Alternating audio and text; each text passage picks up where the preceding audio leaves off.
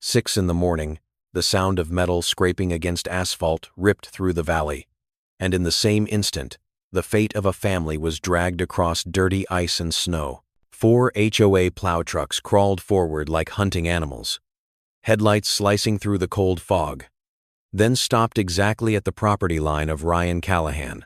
In just minutes, all the snow from the entire Maplebrook Crest neighborhood was dumped straight into his yard. Snow stained gray by road salt, ice chunks as large as knees. The smell of diesel mixed with burnt metal punched straight into the lungs. The garage entrance vanished.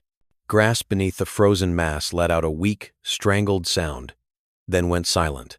Ryan stood behind the window, his hand gripping the curtain frame until his knuckles turned white. Not from the cold, from anger, and from fear. Behind him, in the small kitchen, Melissa leaned against the counter, her breathing thin like a thread. Her body had just come through a long stretch of radiation therapy and had not yet learned how to stand for long again. Their twin daughters, Hannah and Sophie, peeked out from the hallway, their eyes carrying the kind of worry only children who have learned too early what loss looks like can hold. They stared at the snow outside as if it were a cruel declaration that the fragile peace they had just begun to feel was already being crushed. Ryan said nothing. He simply opened the door. The cold hit like a slap. Snow crunched under his boots. In front of him, the lead plow driver turned, shrugged, and flashed a half smile. "Where else are we supposed to dump it?" His voice was light, almost helpful. In that moment, Ryan understood. This was not a mistake, this was deliberate. Maplebrook Crest was the kind of neighborhood where every house looked so identical that even memories blurred together. White fences, lawns cut to regulation length, and an HOA that governed with the tone of people who believed order was their private property. At the top sat Veronica Hale, 61 years old, always appearing with perfect hair and eyes that never looked down. A textbook Karen. By every definition people joked about in HOA Karen stories online. Except this was not a joke. This was real life. Ryan had moved into the corner house less than 2 months earlier. The home had belonged to his Aunt June, who passed away and left him a rare lifeline in the middle of crushing medical bills. Before that, Ryan and Melissa had sold their larger house to pay for treatment. This place, with land touching the HOA's internal road, had once been a shortcut Aunt June allowed neighbors to use out of kindness. No paperwork, no easement, just goodwill.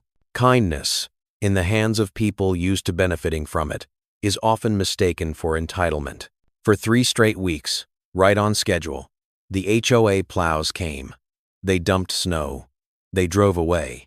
Then one morning, a piece of paper appeared under Ryan's windshield wiper. Thick paper. Crisp HOA logo, a fine notice for snow accumulation creating a community safety hazard, an amount large enough to make Melissa's heart sink, large enough to silence the twins for the entire morning. Ryan held the paper. It trembled. Not from the wind. Inside his mind, years of working with heavy machinery surfaced. 25 years of moving earth had taught him one thing: pressure does not always come from force. It comes from leverage, and leverage only works when the person holding it is patient. He folded the notice. He did not tear it. He did not shout. He did not storm up the hill to confront Veronica. Instead, he looked at the snow pile, the way it blocked the driveway, the tire tracks still sharp in the slush. He memorized every detail: the dumping angle, the timing, the distance from the property line. Hannah stood behind him and asked softly if they would have to move again. Ryan turned around. For the first time that morning, he smiled. Small, but steady. "No, I promise." Outside, the engines were gone. Silence settled like a heavy blanket. But within that silence, something was forming. Not an outburst of rage, but a plan. Veronica Hale believed Ryan was just a tired man living off an inheritance, someone who would bow his head like everyone else. Maplebrook Crest believed it too. They did not know that the man they underestimated had once operated machines capable of shifting entire mountainsides, and that when he chose to stand still, it was not because he was powerless, but because he was measuring distance, waiting for the counterstrike to land exactly where it needed to. The snow had not melted, but from that moment on, it was no longer just snow. It became material. And Veronica, in the familiar arrogance of a powerful Karen, had just handed Ryan the very thing he needed to flip the entire game upside down. The email arrived at 6:12 in the morning, faster than the plow trucks, and more toxic than the road salt they kept spreading onto someone else's land. The subject line was written in all caps, no punctuation, no greeting. Residents must be aware of a threat to community safety.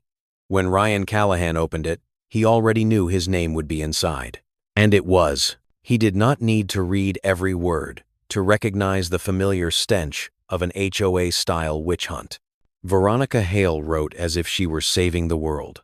She spoke about an uncooperative new landowner, about obstruction of emergency access, about the risk of ambulances being unable to reach the neighborhood, about the HOA's responsibility to protect community standards. Ryan's name was never stated outright, but every description pointed directly at him like a poison-tipped arrow.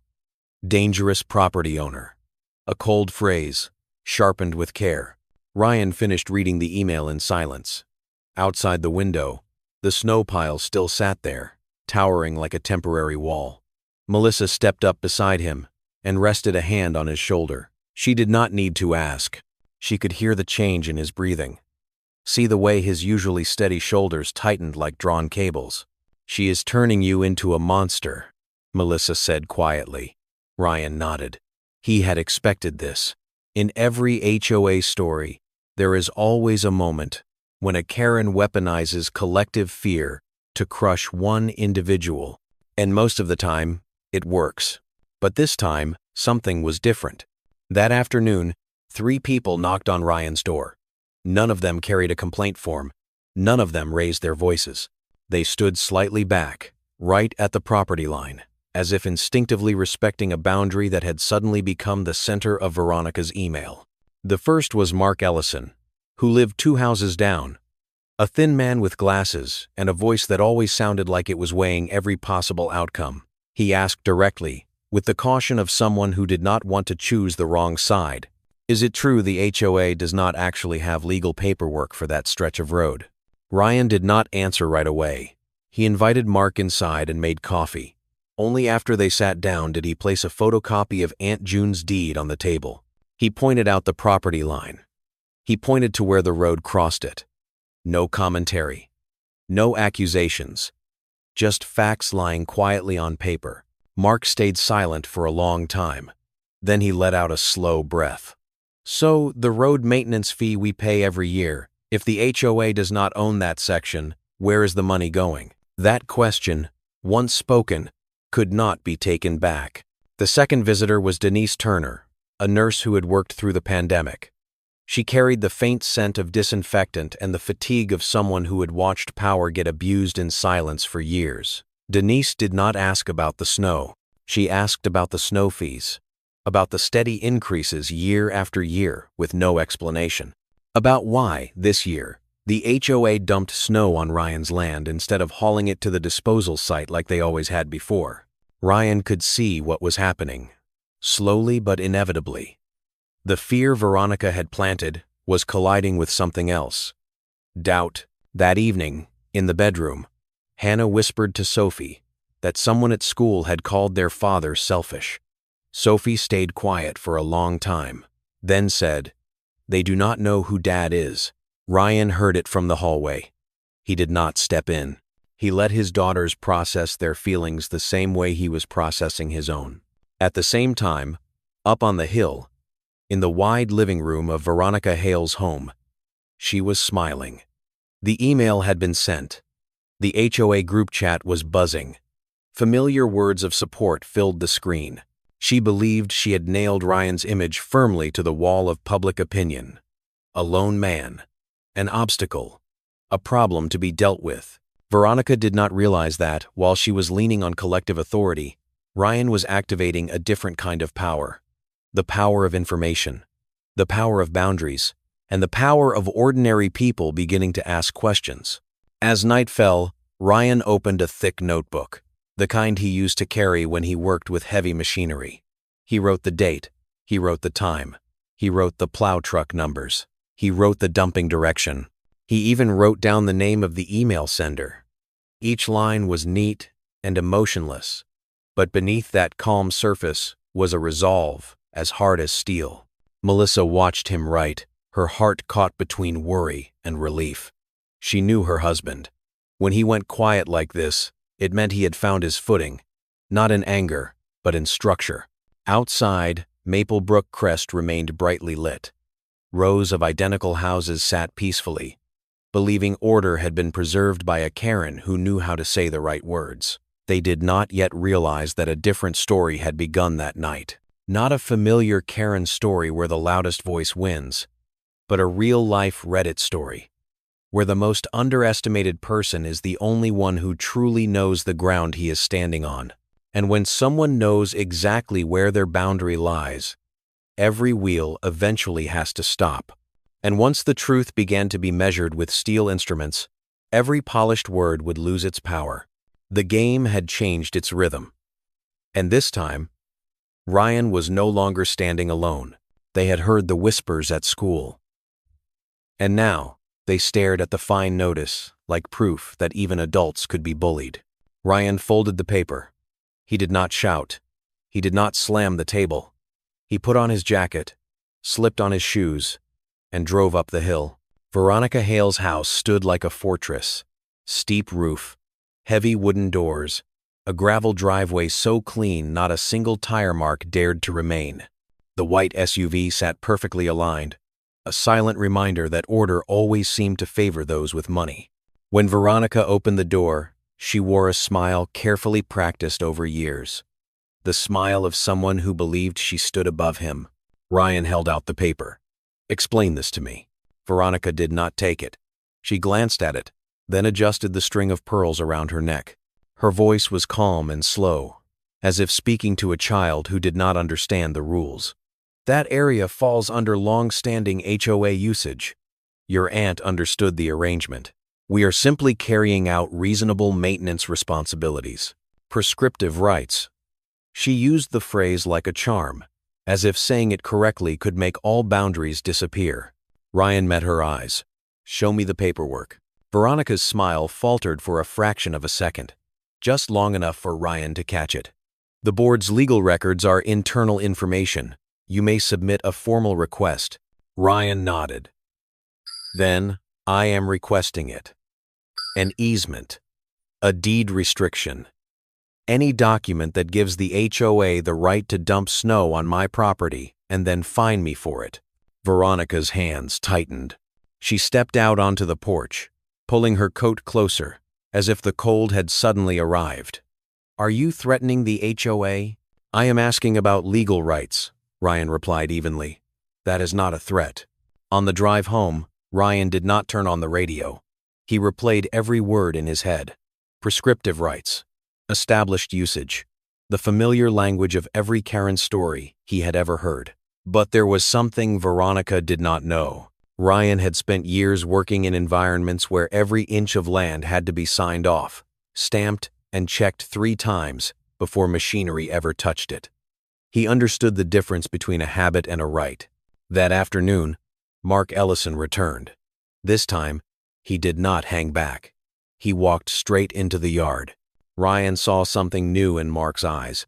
No hesitation, just frustration. "They have been charging us road maintenance fees every year," Mark said quickly. "If the road does not belong to the HOA, then what is this?" Denise arrived too, carrying a stack of papers. She had dug through old emails, notices about fee increases, vague explanations that never quite explained anything. "I have been a nurse for 30 years, she said. "When someone keeps dodging direct questions, it is usually because they do not have a clean answer." Ryan listened. He did not lead them. He did not stir anger. He let the truth surface on its own. like oil rising through water. That night, in the bedroom, Melissa asked if things were going too far. Ryan held her hand. He thought about the days she had been forced to choose between medication and bills, about the look in their daughter's eyes when they read an email calling their father a threat. "No," he said. "If I stop now, they will do this to someone else. It just will not be our turn yet." On the other side of the hill, Veronica was sending more emails. The tone was firmer now. Warnings about vandalism. Reminders about community safety. But beneath it all, a quiet unease had begun to creep in. She could not find the documents Ryan had asked for.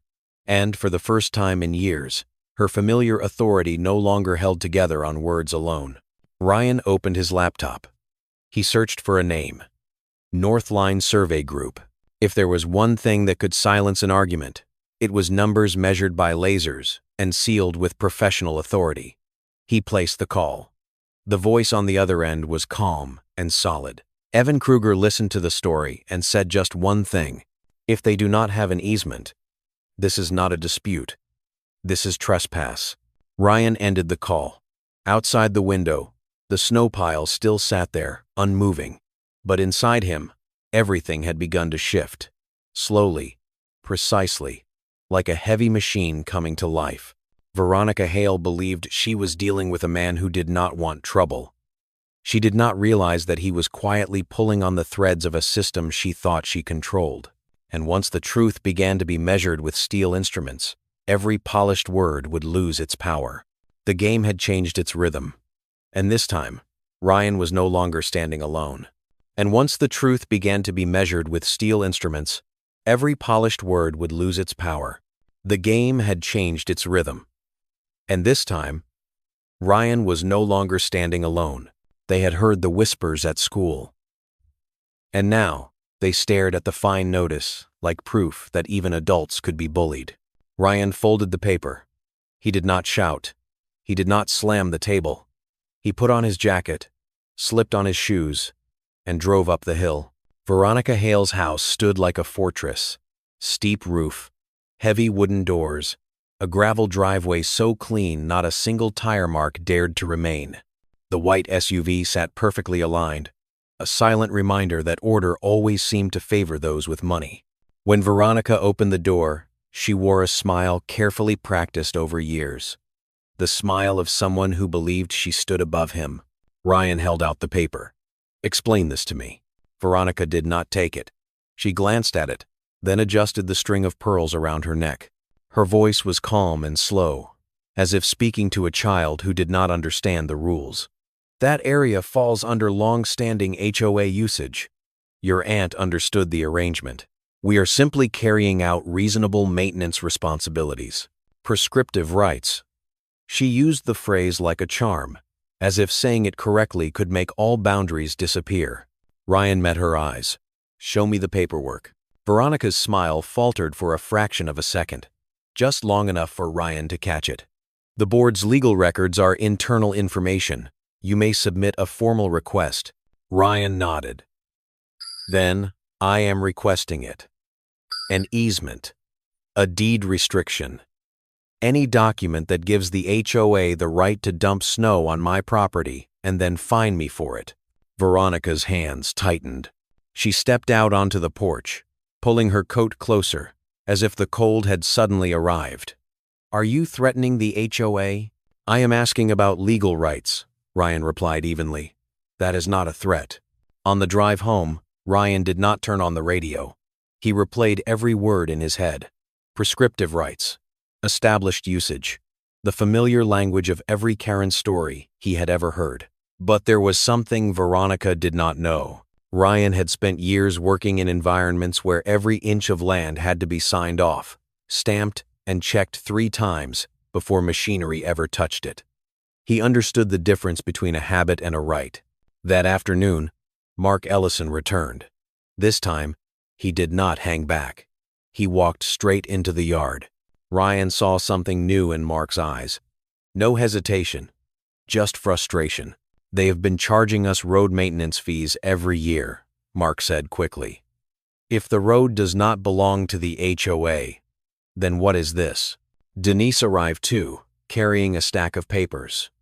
She had dug through old emails, notices about fee increases, vague explanations that never quite explained anything. "I have been a nurse for 30 years, she said. When someone keeps dodging direct questions, it is usually because they do not have a clean answer. Ryan listened. He did not lead them. He did not stir anger. He let the truth surface on its own, like oil rising through water. That night, in the bedroom, Melissa asked if things were going too far. Ryan held her hand. He thought about the days she had been forced to choose between medication and bills, about the look in their daughter's eyes when they read an email calling their father a threat. "No," he said. "If I stop now, they will do this to someone else. It just will not be our turn yet." On the other side of the hill, Veronica was sending more emails. The tone was firmer now. Warnings about vandalism, reminders about community safety. But beneath it all, a quiet unease had begun to creep in. She could not find the documents Ryan had asked for. And for the first time in years, her familiar authority no longer held together on words alone. Ryan opened his laptop. He searched for a name. Northline Survey Group. If there was one thing that could silence an argument, it was numbers measured by lasers and sealed with professional authority. He placed the call. The voice on the other end was calm and solid. Evan Kruger listened to the story and said just one thing: "If they do not have an easement, this is not a dispute. This is trespass." Ryan ended the call. Outside the window, the snow pile still sat there, unmoving. But inside him, everything had begun to shift. Slowly, precisely, like a heavy machine coming to life. Veronica Hale believed she was dealing with a man who did not want trouble. She did not realize that he was quietly pulling on the threads of a system she thought she controlled. And once the truth began to be measured with steel instruments, every polished word would lose its power. The game had changed its rhythm. And this time, Ryan was no longer standing alone. The HOA emergency meeting took place that same evening, so quickly that many residents had not even finished reading the survey that had landed in their mailboxes. The community room was packed tight, the air thick with the smell of burnt coffee and tension. Veronica Hale stood at the front, back straight, hands resting on the podium like someone accustomed to commanding a room. The fluorescent lights washed over her face, revealing fine lines that heavy makeup had hidden for years. Ryan Callahan sat in the middle row, silent, fingers interlaced. He did not need to stand to draw attention. Every set of eyes had already found him. Veronica opened with a firm voice. She spoke about misinformation, about a disruptive individual, about the danger of spreading unverified documents. Every sentence pointed toward Ryan, even when his name was rarely spoken. It was a familiar speech in HOA stories people tell all the time. When power feels threatened, a Karen talks about order. Ryan listened. He felt the rhythm of Melissa's breathing beside him, slow and deep. He thought about Hannah and Sophie at home, waiting for a message. He had not come to win with a louder voice. He had come to ask one question. When the floor opened for comments, Ryan stood. The room fell silent instantly. "I only want to ask one thing," he said. "Please show me the easement or any legal document that gives the HOA the right to use that 41-foot section of my land." Veronica did not answer right away. She inhaled, then spoke in a voice that had lost its softness. "That documentation falls under the authority of the board. It is not something we are required to present to disruptive individuals." A murmur rippled through the room. Mark Ellison turned to Denise Turner. Denise tightened her grip on the folder in her hands. Ryan continued, his tone steady. "County records are public. An easement cannot be internal or proprietary." That was the moment Veronica made her mistake. Instead of deflecting, she stepped forward. The HOA does not need to justify usage rights that have been established for decades to an uncooperative property owner. The words landed like a door slamming shut. No one clapped. No one nodded. Everyone understood what had just been admitted. There were no documents, no easement, only habit and long silence. Ryan said nothing more. He sat back down. He had what he needed. The meeting dissolved into chaos. Some people argued. Others left early. Veronica exited the room with her face pulled tight, as if the familiar ground beneath her feet had just been yanked away. But the real blow had not even arrived yet. 2 days later, a letter from a prestigious law firm appeared in Ryan's mailbox. Thick paper, heavy ink, cold language. It demanded an end to all interference with HOA property. It threatened litigation. It referenced prescriptive easement and adverse possession with the confidence of people who usually win by outspending their opponents. Melissa read it with Ryan. She paused at one line, her brow furrowing. "Here," she said. "They write that official records may not yet be filed with the county." Ryan smiled. That is a confession. He called Tara Winslow, the attorney he had already contacted. Tara read the letter, went quiet for a moment, then let out a soft laugh. "They are bluffing. If they had an easement, they would have produced it immediately. Adverse possession only works if the use is hostile, open, and continuous. But your aunt gave permission. Every year, she allowed access. The clock reset to 0. Ryan looked out the window, where the survey stakes still stood firm. So they have nothing. There was more. That evening, Mark sent another email. The attachment was a detailed HOA budget he had obtained from a former board member. Road maintenance and snow removal expenses had ballooned year after year, far beyond any reasonable cost. Ryan read slowly. The numbers lined up like evidence in a criminal case. Denise called shortly after. Her voice shook. "I asked around. It turns out the HOA management company is owned by Veronica's family. They have been paying themselves." Another mask fell away. Ryan closed the laptop. He felt something shift deep inside him. Not anger. Clarity. Karen's stories often end with the target exhausted into silence. But this was no longer personal. It was structural. On the hill, in the large house overlooking the neighborhood, Veronica Hale sat alone in front of her screen. The HOA group chat no longer moved in obedient silence. Questions appeared. Doubt spread. She typed quickly. Erased. Typed again. For the first time, her authority could not be patched together with words. Ryan texted Hannah and Sophie. "Dad is okay. Things are moving the right way." The typing dots appeared, vanished, then appeared again. Finally, a short message came through. "We trust you, Dad." Ryan set the phone down. Outside, night settled over Maple Brook Crest. Beneath the dirty snow, the property line remained, patient and unmoved. And Ryan understood that this story had grown beyond a typical HOA Karen story. It was becoming a real-life Reddit story. One where truth did not need to shout. It only needed to be placed exactly where it belonged and given time. Veronica had chosen escalation. And Ryan, the man everyone thought was easy to push around, was preparing his next move. Not to destroy, but to force everything into the open. The sound of metal striking the ground cut through the night, sharp and cold, like a declaration that the game had entered a different phase. Ryan woke just before dawn, not to a loud noise, but to the familiar unease of someone who had lived through nights that were never truly safe. He got up, pulled on a jacket, and stepped onto the porch. The motion sensor lights flared on, revealing the survey stakes lying crooked. One had been ripped out completely, fresh soil still clinging to the grass. No one was there. Only faint boot prints remained on the melting snow. Melissa appeared behind him, a scarf wrapped around her shoulders. She scanned the yard, eyes widening. They actually did this. Ryan bent down and picked up the broken wooden stake, his palm brushing the orange marking paint. This was no longer a paper threat. This was trespass. And more importantly, it was a mistake. He did not call the police right away. Instead, he took out his phone and photographed everything, then recorded video from every angle. Time, location, disturbances. An old habit from years spent on large-scale projects, where disputes were settled with documentation, not emotion.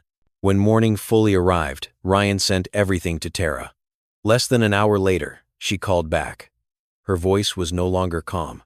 "This is documented property damage. And if someone from the HOA did this, they are digging their own grave." The news spread faster than the snow could melt. Denise called, her voice urgent. "Ryan, I heard your survey markers were pulled out. The group chat is exploding. Someone said they saw a board member's car parked nearby last night." Ryan neither confirmed nor denied it. He only said, "Everything has been recorded." By midday, a police cruiser rolled slowly through Maplebrook Crest and stopped in front of Ryan's house. Officer Collins stepped out, tall, with the practiced eyes of someone who knows quiet neighborhoods often hide deep currents. He reviewed the materials Ryan provided and nodded slowly. "We will file a report. If you learn anything else about who may be involved, contact us immediately." Up on the hill, Veronica Hale was losing control. An emergency board meeting unfolded in her living room. Familiar faces that once nodded silently were now asking questions. Who went out last night? Who authorized touching the survey markers? Veronica denied it, her voice sharper than usual. "I only asked for the confusion to be cleared up." "Confusion does not leave boot prints." Mark stood. He did not raise his voice, but each word cut cleanly. "Veronica, your management company has invoices for maintaining that road, but the survey shows it does not belong to the HOA. What exactly are you paying for?" The room froze. Denise placed a folder on the table. "I checked the records. Snow removal expenses over the past 3 years are 3 times higher than actual costs, and the payments went to a company owned by your family." Karen's stories always reach this moment. When the manipulator is exposed not by an enemy, but by the very people who once trusted her. Veronica pushed her chair back, knocking it over. She spoke of dedication, of preserving community values, of people who did not understand the burden of leadership.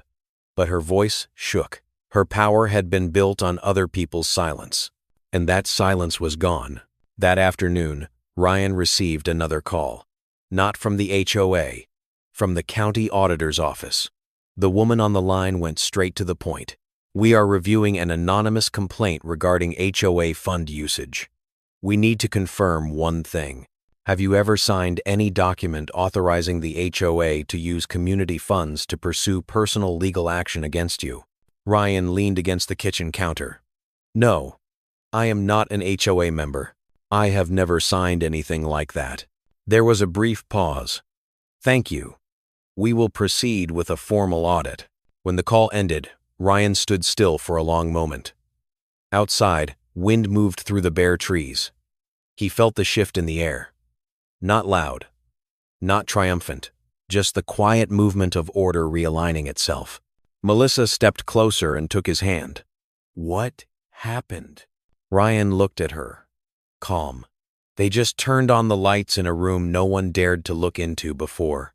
That evening, Hannah and Sophie sat with their parents on the couch. Ryan explained in simple terms, without details, just enough for them to understand that standing firm is not about anger, but about patiently holding evidence. Far away, Veronica Hale sat alone in front of her screen, reading messages that were no longer friendly. She was beginning to understand. The man she thought was weak had never been weak at all. He had only been waiting. And now, the moment had arrived. The engine roared while the sky was still dark. A challenge thrown straight into the silence of the neighborhood. Ryan stood by the window, coffee steaming in his hand, as the yellow bulldozer rolled into Maplebrook Crest. No horn, no rush, but its tracks carved deep scars into the old snow, pulling shocked stares from windows lighting up one by one. They had called him the difficult neighbor. For the first time, they began to wonder what they had misjudged. Melissa stood beside him, her breath slightly unsteady. "Are you sure?" Ryan nodded. He had been sure ever since Veronica thought pulling out a few survey stakes would scare him into backing down. The machine stopped exactly at the property line. Ryan stepped outside in his worn jacket and mud-stained boots, looking nothing like someone about to do something monumental. But his eyes were steady, the calm of a man who knows he is standing on ground that cannot be shaken. Mark and Denise appeared at the end of the street. They were not there to protest. They were there to witness. Over the past days, bank statements, emails, and invoices had passed through their hands like cold cuts of truth. Everything Veronica had said sounded reasonable until the numbers spoke. Ryan gave the signal. The engine roared again. The blade lowered and began pushing the massive pile of snow that had been dumped all winter. Dirty snow, salt, rocks. Everything that had been thrown onto his land was now gathered, compacted, and pressed back against the exact boundary. Not beyond it. Not an inch over. No trespass. Just return. Hannah and Sophie stood on the porch, hands gripping the railing. The girls saw more than a wall of snow taking shape. They saw their father not shouting, not striking back with words. He was building, slow, precise, undeniable. From the hill, Veronica Hale rushed down. She did not have time to straighten her coat. Her heels slipped on the snow. She shouted, her voice breaking with rage. "Stop this! You have no right!" Ryan raised his hand. The engine shut off. The air froze.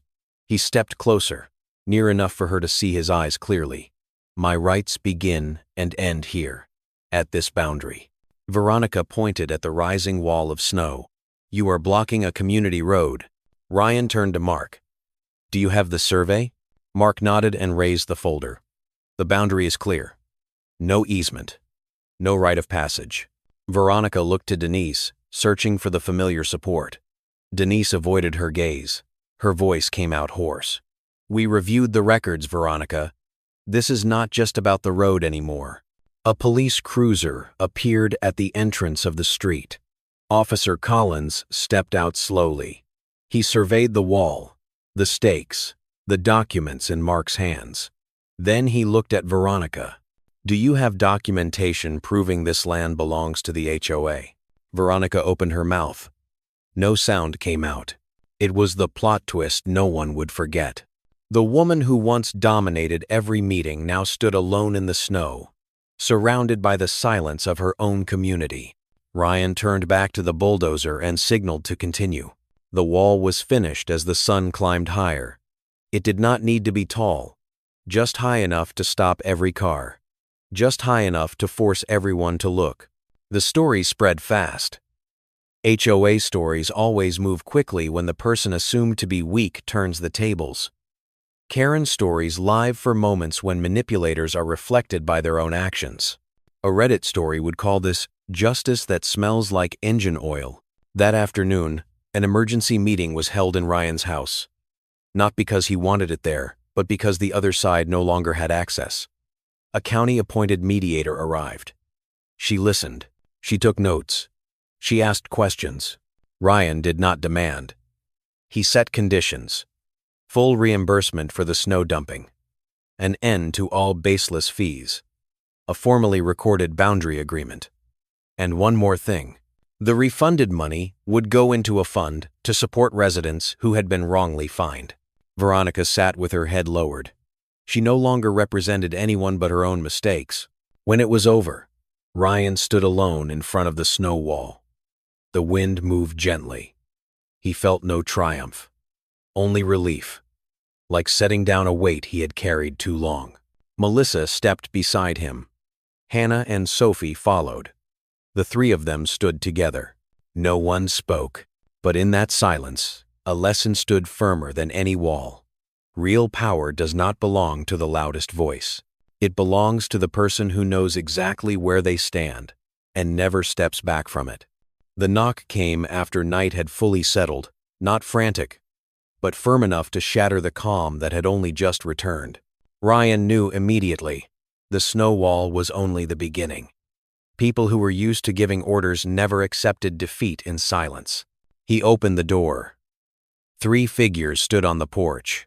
A young lawyer in a black coat that still smelled of office air. A middle-aged man carrying a thick briefcase. And a familiar face standing half a step behind them. Veronica Hale. The yellow porch light fell across her face, revealing lines that power had hidden for years. "We are here to talk in a civil manner," the middle-aged man began, his voice low, carefully controlled. On behalf of the board, Ryan did not invite them in. He stood firmly in the doorway, the same way he had stood at his property line. Melissa was behind him, her hand resting lightly against his back. She said nothing, but her presence was an answer. "Go on," Ryan said evenly, neither raising nor lowering his voice. The young lawyer stepped forward and launched into familiar language. Community impact, property values, safety risks. If the road remained blocked, each word was chosen with care, as if pressure alone could push Ryan backward. Ryan listened. He heard not only what they said, but what they did not. The fear of losing control. The panic that came when the snow wall exposed cracks in a system that had always relied on compliance. When they finished, he asked a single question. "Did you bring the easement?" The young lawyer froze. The middle-aged man glanced toward Veronica. She tightened her grip on her purse. No one answered. Ryan nodded, as though he had expected nothing else. "Then there is nothing to discuss." Veronica stepped forward for the first time that evening. Her voice was no longer sharp, but it still carried a practiced sense of superiority. "You do not understand what you are doing. You are dividing this community." Ryan met her eyes. There was no anger in his gaze, only clarity. A community is not a place where power is used to crush people and call it order. A community is a place that knows when to stop at a boundary. She opened her mouth to argue, but Melissa spoke first. Her voice was quiet, yet every word landed like stone. "All winter, you dumped snow on our land. You sent fines. You called my husband a danger. You never asked us even once." The air thickened. The young lawyer lowered his head to take notes, but his pen trembled. The middle-aged man began to realize this was no longer an easy case to swallow. Ryan closed the door. Not forcefully, not dramatically, just a door shutting at the right moment. That night, lights stayed on in many homes across Maplebrook Crest. Phones glowed. Messages flew through private group chats. Questions began to surface. Who authorized the snow dumping? Where had the fees gone? Why there had never been paperwork? HOA Karen stories share one truth. They collapse from the inside when silent people finally read the fine print. The next morning, Denise stood in front of the snow wall. She placed her hand against the compacted ice, the cold biting through her skin. In her mind echoed the numbers she had tried to ignore for years. She understood that if this went further, more than one name would be called. Mark phoned Ryan. His voice had lost its polite tone. "We need to talk. Not as a board. As people who live here." The meeting took place in the old community hall below the hill, a space never managed by the HOA. The choice was symbolic, even if no one said it aloud. Ryan entered with Melissa. Eyes turned toward him. No longer dismissive, not quite admiring, but cautious in a new way, reserved for someone once underestimated, now standing at the center of the story. Mark spoke first. Denise followed. They admitted mistakes, without using the word apology, but their voices had changed. They proposed suspending all related fines, an internal audit, renegotiating land use properly. Ryan listened. Then he said the words that silenced the room. "I do not need apologies. I need everything in writing. And I need you to stop calling abuse of power community protection." A woman at the back of the room broke down. She stood, her voice shaking. "I was fined for parking wrong for 3 hours. I was too scared to argue. If you had not stood up, we never would have dared to ask." The real plot twist was not the wall. It was the moment people who believed they were small realized they were not alone. Ryan looked around the room. He saw fear, but he also saw something new, beginning to rise. Awareness. Outside, the snow wall stood quietly in the pale light, not to block a road, but to remind everyone that when boundaries are erased for too long, sometimes it takes a hard collision to remember where you stand. That morning, the entire Maplebrook Crest neighborhood woke to the sound of police sirens rolling down from the hill, a cold slash cutting through the illusion of peace. Ryan stood by the window and watched 2 patrol cars stop in front of the HOA office. Red and blue lights washed over the glass walls that had long symbolized order and authority. Melissa stepped beside him in silence. They both understood this was no longer in their hands. Inside the building, Denise sat frozen. The stack of files on the table in front of her grew thicker by the day, like a living thing feeding on everything they had tried to hide. She remembered the moment Ryan stood in a crowded room. No shouting, no threats, just one question. Where is the paperwork?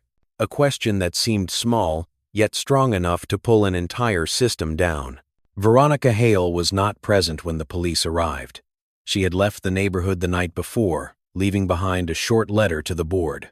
There was no apology in it, only cold phrases about pressure, collective responsibility, and doing everything for the community. Not a single line denied the missing funds or the decisions that had crossed the line. Mark signed the transfer documents in a hollow state. A man who once believed he was protecting order now realized he had only been a gear turning inside a larger machine. When he looked outside, his eyes met Ryan, standing by the old fence. No anger, no triumph, only the fatigue of someone who had endured too much silence. News spread faster than melting snow. On local forums, HOA-related Reddit stories began appearing in waves. HOA stories, Karen stories. HOA Karen stories were shared again and again, no longer as entertainment, but as warnings. Maplebrook Crest was mentioned as a living example, a place where a resident who had been underestimated forced an entire system to look at itself. An emergency meeting was held at the community hall. No logos, no banners, just folding chairs and the real faces of people used to hiding behind screens. Ryan was invited to speak. He stood slowly. All eyes turned toward him, expecting a victory speech. He did not give them one. "I am not here to replace anyone," Ryan said. "I do not want to be president.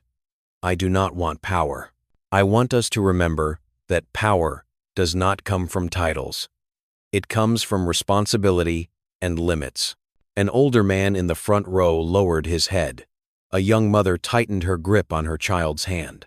Stories of unfair fines, threatening emails, unnecessary compromises began to surface.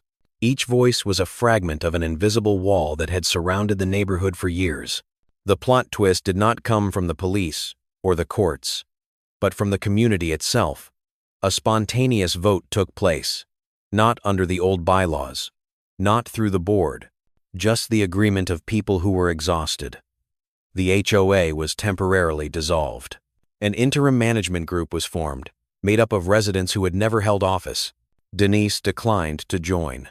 She stood, her voice unsteady. "I need to take responsibility for my part. And I need time to make things right, if there is still a chance." Ryan watched her leave the room. He felt no satisfaction, only the sense that a circle had closed. That afternoon, he and Melissa stood before the snow wall as it began to melt. Water ran in small streams, carrying salt and mud, revealing hard ground beneath. What had once symbolized confrontation now stood as evidence of a winter longer than any other. Melissa leaned her head on his shoulder. "You did it." Ryan shook his head. "No, we did." In the distance, children skateboarded along the road, once labeled common property. No fine notices, no watchful eyes, just laughter, unfamiliar and comforting. Deep down, Ryan knew the story was not finished. It would be retold, twisted, exaggerated. There would be new HOA Karen stories, new Reddit stories. But something important had already happened. A precedent had been set. The most underestimated person had stood up, not with fists, not with purchased power, but with persistence and truth. And sometimes, as Maplebrook Crest had just learned, all it takes is one person willing to say no, and an entire system is forced to listen. No one expected the final strike of the gavel to arrive on a quiet afternoon, when the snow had fully melted and the wall that once divided everyone was reduced to a dark strip of earth cutting across the road. Ryan stood alone at the edge of Maplebrook Crest, where the snow wall had once risen like a challenge. Now there were only small stones exposed, wet and glistening under weak sunlight. He bent down and picked up a broken shard of ice, clear and sharp. What had once been called destruction, what had been pinned on him as proof of selfishness, was now nothing more than a cold memory. Melissa walked over slowly. She had grown accustomed to the neighborhood's return to normal breathing. No more warning emails each morning. No more fine notices taped to doors. No more watchful eyes from the management. But she also knew this calm had not come on its own. It had been bought with patience, and with one person willing to stand still while an entire system tried to push him back. The final plot twist did not come from a courtroom or the evening news. It came in the form of handwritten letters, placed into every mailbox in the neighborhood. No logos, no seals, just careful handwriting from residents who had once stayed silent. They apologized for turning away. They thanked him for daring to say no, and they promised they would never again hand blind power to anyone speaking in the name of the community. Denise sent one separately. She did not ask to return. She wrote about relearning boundaries, about the relief of no longer defending wrong decisions. Mark moved away a few weeks later. He left the community hall key on the old wooden table, like a quiet farewell to a role he no longer wanted to play. In the distance, the road that had once been blocked now lay open. Children rode their bikes across it, wheels tracing clumsy circles. A man stopped and asked Ryan how to review bylaws, how to understand resident rights. Ryan only smiled. He was no longer underestimated. He also did not need praise. His real power had never been in the wall. It had always been in his ability to make others look back at themselves. News about Maplebrook Crest continued to spread. On online forums, new HOA stories appeared. Karen stories were retold in a different tone. HOA Karen stories were no longer just entertainment, but warnings. Each Reddit story carried the same question. If it were you, what would you do when your boundaries were crossed? Ryan read a few lines, then turned off the screen. He knew this story would live longer than the winter itself. It would be told wrong, told right, told too loudly, but its core would not change. One ordinary person, dismissed and underestimated, chose to stand upright, not by shouting, not by blind retaliation, but by holding his ground. Evening settled in. Melissa brewed tea. Steam rose and fogged the window. Ryan looked outside as streetlights flicked on one by one. He thought about other invisible walls, in other neighborhoods, in other families, places where someone was quietly asking whether they had the right to say no. The answer does not come from complicated rules. It comes from the moment you decide to stop, to look straight ahead, and to take no more steps backward. If this story brings back a memory, a confrontation, or a boundary you are trying to protect, share it in the comments. Your experience might become a map for someone else who feels lost. And if you want to keep hearing stories about HOAs, about Karens, about people who seem small but carry the weight of truth, please like, subscribe, and follow, because the next story just might reflect you.